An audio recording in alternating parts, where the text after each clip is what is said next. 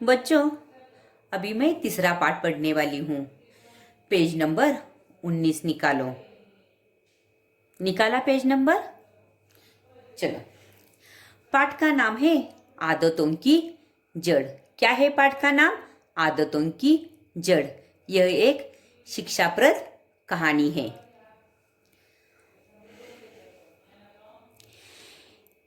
एक गांव में एक धनी आदमी रहता था।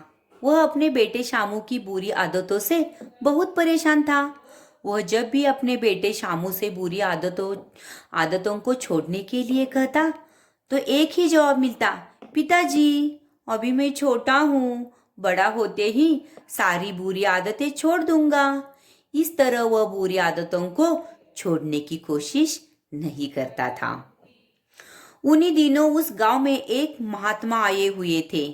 वे अपनी सूझबूझ के लिए प्रसिद्ध थे। जब धनी आदमी को महात्मा के बारे में पता चला तो वह महात्मा के पास गया और उन्हें अपने बेटे की बुरी आदतों के बारे में बताया। महात्मा ने कहा, अपने बेटे को कल मेरे पास लेकर आना। अगली सुबह धनी आदमी अपने बेटे के साथ महात्मा के पास पहुंच गया। महात्मा ने शामू से कुछ बातें की, फिर उसे एक बगीचे में घूमने के लिए ले गए।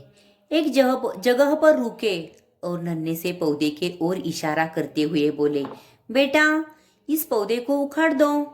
शामू ने पौधे को बड़ी आसानी से उखाड़ दिया।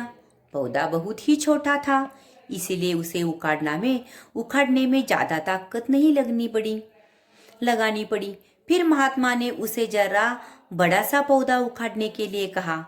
शामू ने थोड़ा जोर लगाया और उसे भी जड़ के साथ उखाड़ दिया। अब महात्मा ने एक झाड़ी की तरफ इशारा किया और कहा, अब उसे उखाड़ो। शामू ने अपनी सारी ताकत लगाकर उस झाड़ी को भी उखाड़ दिया। अंत में महात्मा ने शामू को एक अमरूद का पेड़ उखाड़ने के लिए कहा।